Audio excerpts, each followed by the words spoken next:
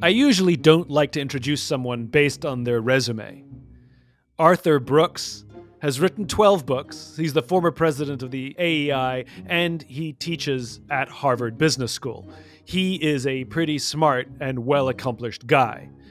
So what would we talk about, you ask? Well, it's one thing to accomplish a lot. It's another thing to be happy. And this is what Arthur's thinking about these days. How can we be happy in the work that we do? This is A Bit of Optimism.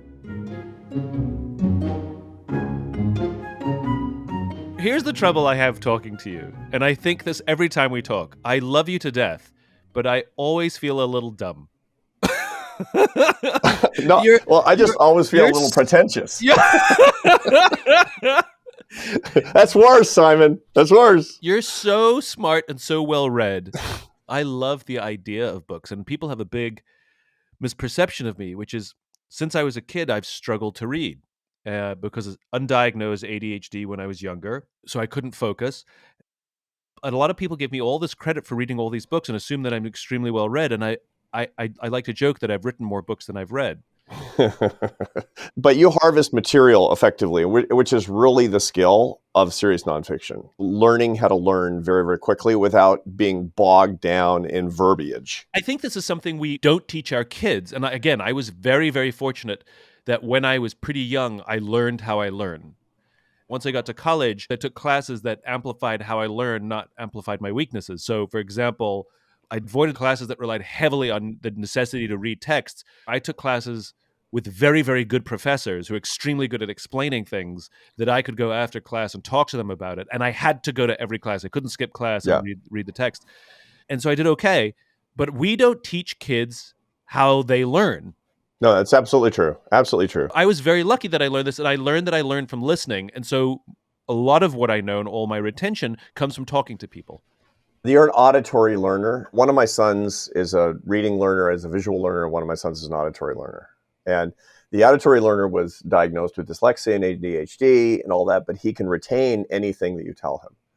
But you have to tell it to him. The truth of the matter is that my son, who, diagnosed as ADHD and dyslexic, those are precisely the qualities that make him an outstanding U.S. Marine. Yeah. The truth of the matter is that he sees things in a different way than the rest. He's able to solve problems, especially kinetically and in real time. He's a great Marine. He's a squad leader. He's flourishing. He loves his job. It's fun. He gets to blow stuff up and jump out of helicopters. And when it comes down to it, he has to do dangerous things too, and even risk his life, which is what he wants to do. And somebody who's like, let me go and look on the internet about the odds of dying under these circumstances. And let me think about it. Let me get a book. Let me get a book on how to be a good Marine. It's not going to be a good Marine. I'm so proud of him for becoming a man fully alive. Yeah. And not only getting around what we would call a learning disability, but flourishing because of the way that he's wired and doing something that, frankly, I couldn't do. Like your son, I was diagnosed only as an adult with ADHD. It is my superpower. And one of the problems with modern medicine is we study, especially in psychology, we study broken, but we don't study what works. And so the whole happiness movement is great because we're studying what works. I lament the fact that we call it the attention deficit disorder. We tell a child, you have a deficit and a disorder. Me and everybody else who has ADD and ADHD, we have hyperfocus. And I prefer to say I have hyperfocus, and occasionally I'm extremely distractible and struggle to get my work done. But when I have focus, my mind is crystal clear and adrenaline helps me, which is why I'm good on stage, because it's exciting and the adrenaline pumps when I go on stage and I'm lucid. I wish we would tell children they have a superpower that comes with a liability rather than you have a liability and we never tell them about the superpower. Yeah, for sure. And, there are all kinds of ways to exploit the unique advantages of people who learn in these different ways, whose brains are wired in these ways. Yeah. This is not some evolutionary glitch. This is not an oversight by Mother Nature. On the contrary, there's a reason that so many people learn in this particular way, because there's a genetic advantage. There's an evolutionary set of benefits that actually comes from this. But we have decided, because we treat people like cogs in a machine, right, and we march everybody through these routinized, syndicalized school things where everybody's crazily the same age. year after year after year. So we can't learn from people with different levels of experience. Right. And then we set them up like we're stamping out widgets in a factory. So everybody's got to learn the same way. And by the way, it's very convenient if they sit quietly. Sitting quietly is wonderful for teachers. It's just really bad for students, as it turns out. And if we were a little bit more creative and we cared more about children, we would have an education system that's more tailored to the advantages. And as such, we'd be a much richer society. There's other examples that we dislike, but they're really important to keep in mind. And a classic case of this is the way that we treat clinical depression and anxiety. We have a tendency to say that this is the broken brain. It's just a big mistake. And again, there's tons of suffering, and you don't want to have your boat overturned by suffering. And, you have to have things treated from time to time such that you can function as a human being without complete misery. But the truth of the matter is, if you look, any fair reading literature shows that people who have some dysthemic tendency, some chronically low mood, they're better decision makers. They tend to be more creative. They have a better grasp on reality. They make fewer mistakes in their decision making. And so the point is, the most important thing that we can do is not to regret who we are and to remediate everything about us, but to understand ourselves because we have unique power. I'm going to change tacks on you. I know the answer to this question, so it's rhetorical and it's designed to spur conversation. So you're teaching now. Do you like teaching? It's interesting. University teaching it's the family business. It's the family business. My grandfather, my father, this is something I grew up on a college campus. When I was 19, I got myself tossed out of college. I got tossed out of the California Institute of the Arts. I'm like the first person in the history to get tossed out of that place, right? You have to work hard. And I didn't go to college till I was 30 and the whole thing. It's like, I'm never going into academia. And then I woke up like somebody slipped me a Mickey and I woke up as a college professor. And it's turned out to be great. It turned out to be as great as my dad and grandfather told me. What have you learned as a teacher? I've learned how other people learn, which is the most important thing that I see every day, getting back to the early part of our conversation. One of the big problems at the universities, and some people had pretty mediocre or unrewarding experiences as college students, especially, think of your economics 101 class. Why was that unrewarding? Because the teacher would come in and she or he would say, I have a model, and write the model on the chalkboard and make you learn the model and then give you a couple of examples and move on. And the examples would be, the cheese industry or the widgets industry or something really boring. You didn't quite get it, didn't quite care. And the reason for that is that about 5% of learners, they tend to learn deductively, which is to say that they get a model and then they expose it to data. But 95% of people learn inductively. They notice all kinds of stuff around them and then they try to look for patterns. The biggest revelatory experience for me is being kind of an academic, but that most of my students are inductive. I turn around the entire way that I explain things. And so I'll say, did you ever notice? Isn't it weird how people behave? Did you ever feel? And now I teach happiness. I teach this big happiness class at the Harvard Business School.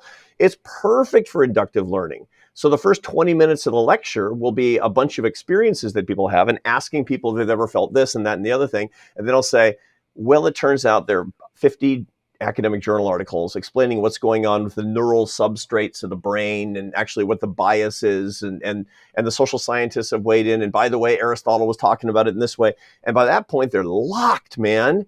They're locked because they're starting to understand themselves, but only when they can see themselves at the beginning. So that's the most interesting thing for me from teaching, is that I have learned how people learn. So good. And so I can teach to people in a way that is an expression of my love.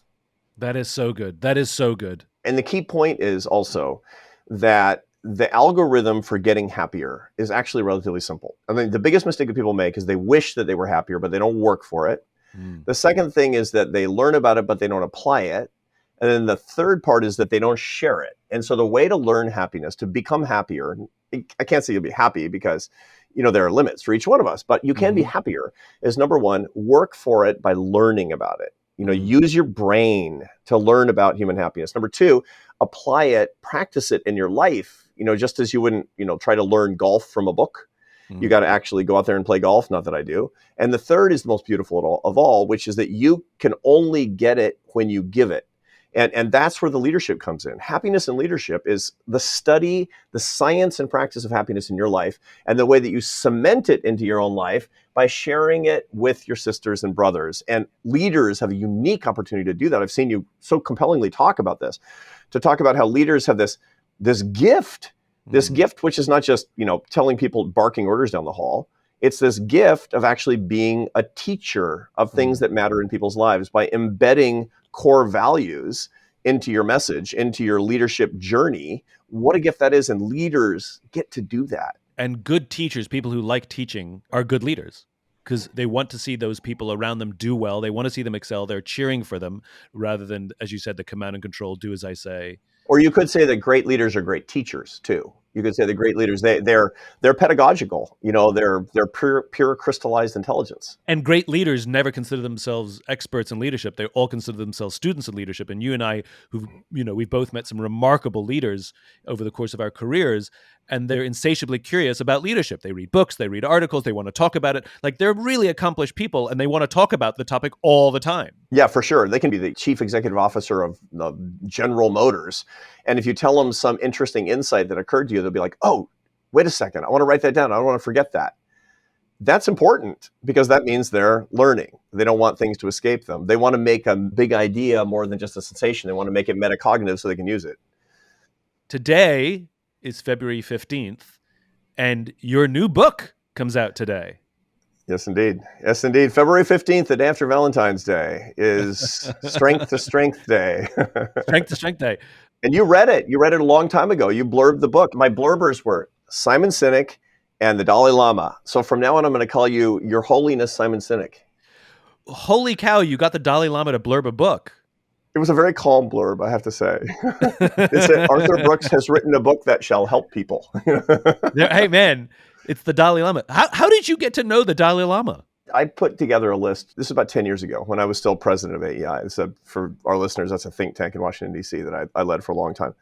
And I made a list of the people that I thought that I needed to know so that I could be better at what I did. And furthermore, that people would find unusual alliances. One of the great aspects of effective leadership is going where you're not invited and saying things that people don't expect in a spirit of love. I made a list of people and I put the Dalai Lama on it. I tried, publishing in the New York Times, places that the president of the American Enterprise Institute would not ordinarily show up.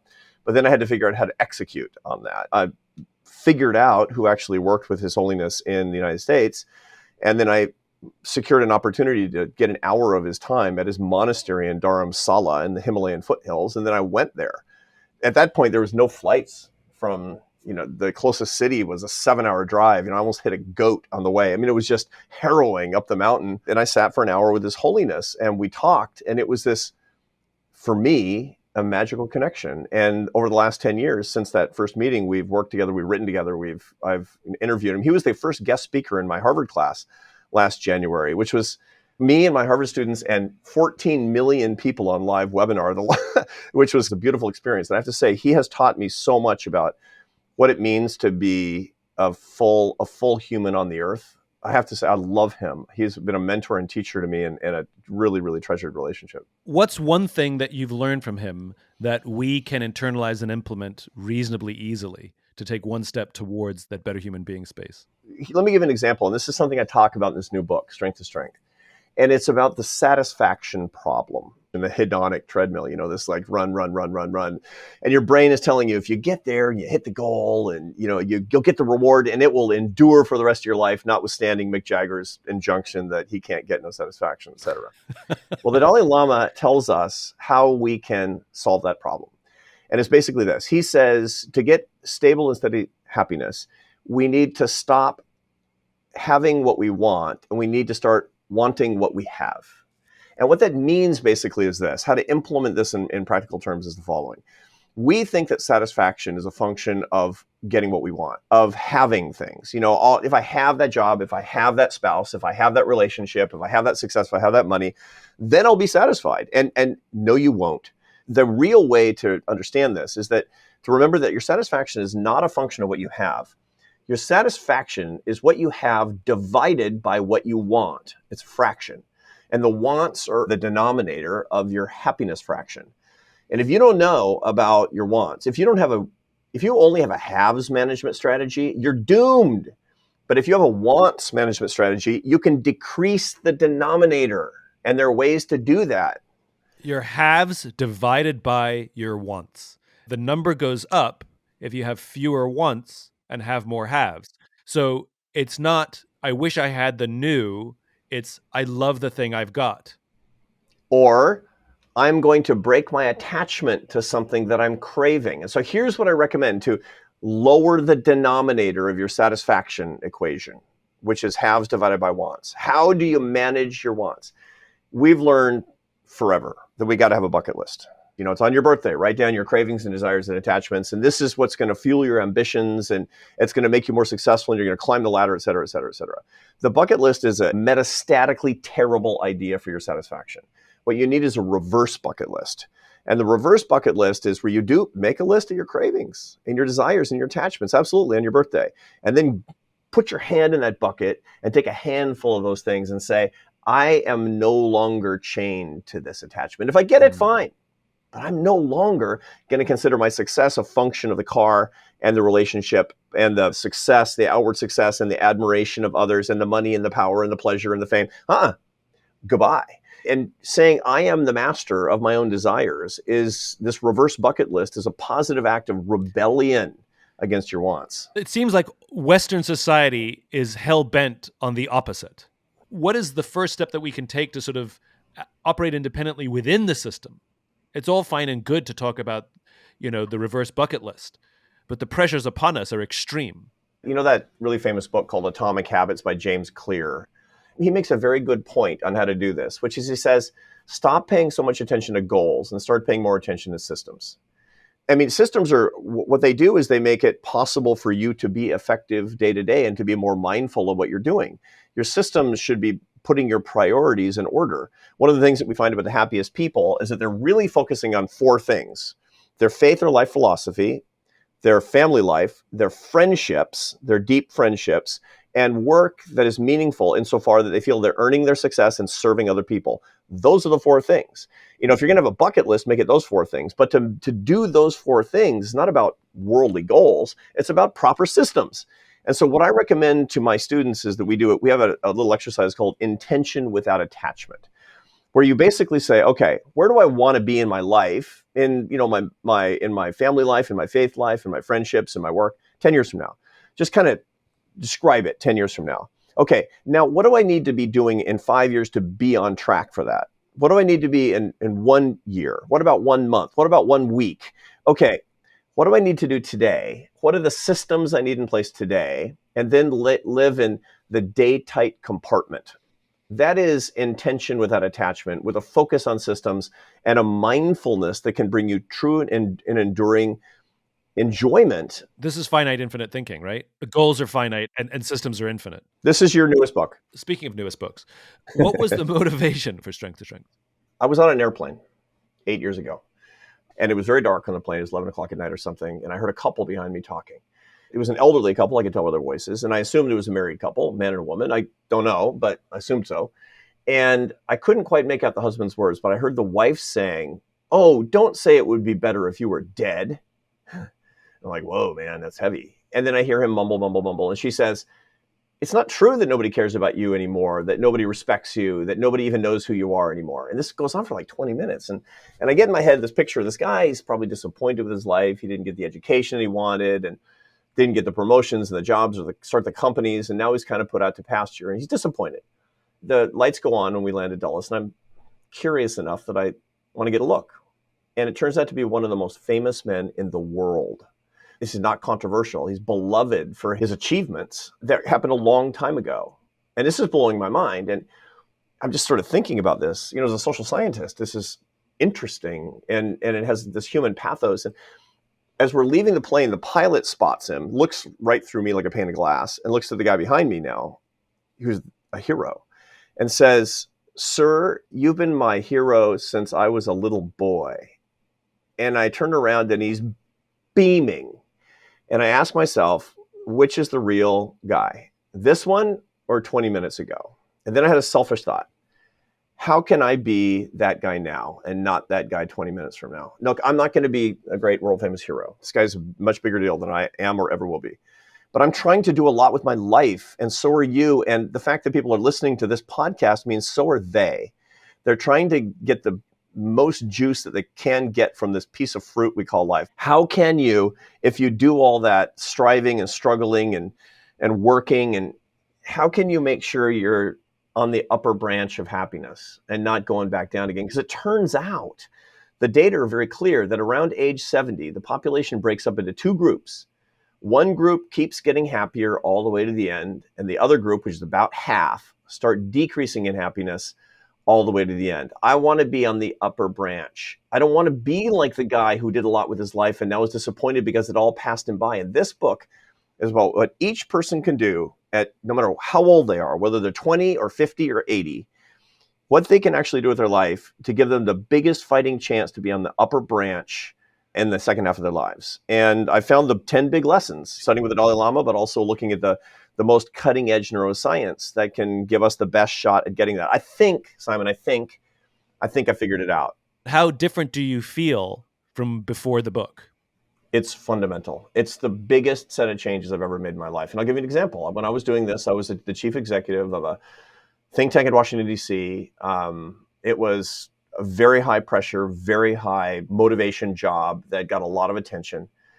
And I saw that it was good as far as it was going to be, but that it wasn't going to last. And part of it was because there's a change in the kind of intelligence that we have as we move from our 40s to our 50s into our 60s. That goes from this fluid intelligence to crystallized intelligence. And crystallized intelligence rewards the ability to use ideas, put them together to share them with others, much, much more so than what it takes to do what I was doing as a think tank boss. And so literally on the basis of this research, I quit my job. Nobody quits those jobs. I quit my job because I knew what was coming and I knew what I was going to be good at. And I knew that my gifts were going to be better served by doing what I do now. I remember talking to you when you decided to quit and you told me confidentially that it was going to happen because it wasn't public knowledge yet. And I was cheering you on, but I had no idea that you were in the middle of this journaling that led you to this wonderful insight, this wonderful conclusion to move on for your own happiness. Yeah, to remodel my life and to remodel it in a particular way that loads on the particular skills that people have in their 50s, 60s, and 70s, and they can even stay high in their 80s and 90s. But they're different than the skills that people have in the natural abilities people have in their 20s and 30s. The innovative capacity, the tirelessness on a particular single task that people have, and then they want to keep that. They want to be a big star. They want to be the star lawyer. They want to be the startup entrepreneur or something in their 50s and 60s and wonder why it's coming harder. And so there's a bunch of things that we can do to understand ourselves, to cultivate that wisdom, that particular crystallized intelligence, and to turn it into a new vocation that's other focused. Charles Darwin. If you had the three greatest scientists of all time, Charles Darwin would be on your list. Mm-hmm. It's just, he's inflecting in the way that he understood the natural world as a biologist, a zoologist, botanist. And he became a super big star all over Europe when he was in his 20s because he did this 5-year voyage starting when he was 22 as the naturalist on the Beagle, which is this sailing ship around the world. And it was there that he collected samples of all different parts of the natural world, animals and plants. And he also came up with his theory of evolution, his theory of natural selection. He developed these ideas over the next 30 years of his career, and he was the most innovative guy. He was the king of the mambo when it came to science all over Europe, celebrated, rich, famous. And then his innovative capacity just screeched to a halt. It just stopped because he hit a limit in what he could understand mathematically. And it turns out that the science had gotten to a point where you needed much more complex mathematics and statistics to make the next step in thinking. He published like 11 more books, but they're all derivative and duplicative. And he felt like kind of a failure and died a hero, but disappointed in his own capacity. He was on the treadmill and then he got thrown off the back of the treadmill like some hilarious internet meme. Now, somebody who did it right was Johann Sebastian Bach, the greatest composer who ever lived. He was the innovative creator of the high Baroque par excellence, all the way through his 20s and 30s, super famous, commissions from the greatest royalty, et cetera, et cetera. But then something happened. He had a lot of kids. He had 20 children, as a matter of fact. And his third son, Carl Philipp Emanuel Bach, created a new style of music, not the high Baroque. It was called the classical style of music. It became all the rage all across Europe, and it eclipsed his father. His father was like writing the equivalent of disco at that point. Nobody wanted to hear it.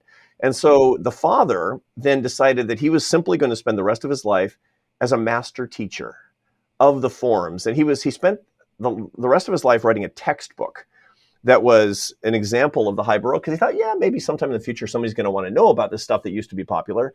It was called The Art of Fugue, Die Kunst der Fuge. He was in the middle of it, and he stops in the middle of a measure, and it's written on the score in the hand of Carl Philipp Emanuel Bach, the son who eclipsed him.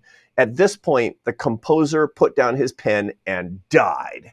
Strong finish. And he was beloved, and he was happy, and he was surrounded by family and his students. What he was doing is he was taking the greatest that had been thought and said, and he was putting it together in the service of others as the master teacher.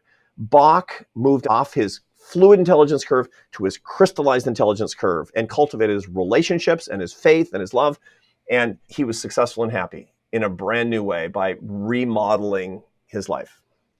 I hope young people read this as well, not just people who are in middle age who are going through this, because I think it sets up expectations and a recipe for what's the life by design, not believing that the wonderful Disney ride that we're on now lasts. And I've seen this in a couple of friends, which they, again, wildly successful and famous in the past. And other people have replaced them in their disciplines. It's the normal course. And they keep talking about what they did. And what they're doing is an attempt to recreate what they did.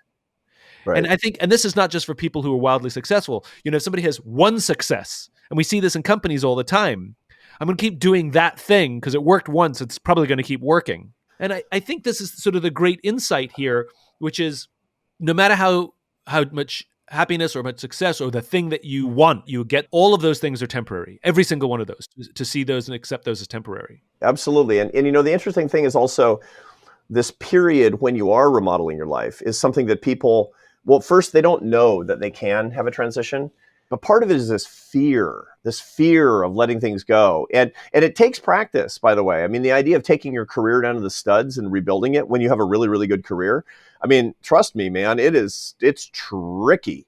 And you're going to be lonely, you're going to be insecure, and people are not going to return your calls. And, you know, politicians that you thought were your friends, it turns out that you're not real friends, you're deal friends. You know, this is just the way it works. But there's a key insight about transitions, and this is in the book too. There's a guy named Bruce Feiler who wrote a really nice book about his life is in the transitions. And that's what social psychologists call liminality. Liminality is the time between two things. And it has a particular disconsolate feeling. I mean, it's scary, it's disconcerting, but at the same time, it's incredibly fertile. And it reminds me, when I was a kid, I used to like to fish. And I remember the first time I went fishing in the ocean. I grew up on the West Coast. I'm from Seattle, but I was on the Oregon coast. I went out fishing on the rocks, first time I ever tried it, and I was catching nothing for 2 hours. And this wizened old mariner from, you know, the town comes up and he says, "Hey kid, you catching anything?" I'm like, "No." He says, "You getting any bites?" And I said, "No." He says, "Because you're doing it wrong." And I said, What am I doing wrong?" He said, "You can only catch fish during the falling tide." Now, the falling tide is the time when the tide is going out really fast. And I said, "Well, no fish, right?" He said, No. In a falling tide, it looks like everything's going out, but the bait fish and the plankton are stirred up, so the game fish are going crazy. You'll see. He said, looked at his watch. It's like 28 minutes later. We throw our lines in and we're pulling them out one after another. I mean, it's unbelievable. And afterward, you know, we're sitting on the rocks exhausted, and he lights a cigarette and he's looking all philosophical, and he says, "Hey kid, you know, during a falling tide, you can only make one mistake fishing." And I said, "What is it?" He said, "Not having your line in the water." And that's true for life, man. I mean, the falling tide, it looks like it's terrible. Nobody wants the falling tide. The tide's going out. This is the end. It was so good. The falling tide, it looks like a period of loss. And what it is the game fish are waiting for you. Get your line in the water when you're most uncomfortable, when you've lost the most, when you feel like the best days are past. That's your chance. That's when you need to jump on it, because that's when magic can happen. Arthur Brooks, I could talk to you for hours. You are pure magic. I stand by what I said at the beginning of this conversation, which is I've never had a conversation with you where I didn't learn something or have a new perspective. My mind right now is firing off. You have so much original thought, and I have learned so much from this conversation. Let's just do this on a regular basis. Let's do it, man. I love it. I love every chance to talk to you. It just gives me more of an excuse to hang out with my old friend Simon. You're fantastic. And for those who want to learn more, pick up Strength to Strength, available at fine bookstores everywhere, and some not so fine ones as well. I met all the disreputable bookstores too. Arthur Brooks, you're the best. Thank you so much. Thank you, brother. If you enjoyed this podcast and would like to hear more, please subscribe wherever you like to listen to podcasts. Until then, take care of yourself, take care of each other.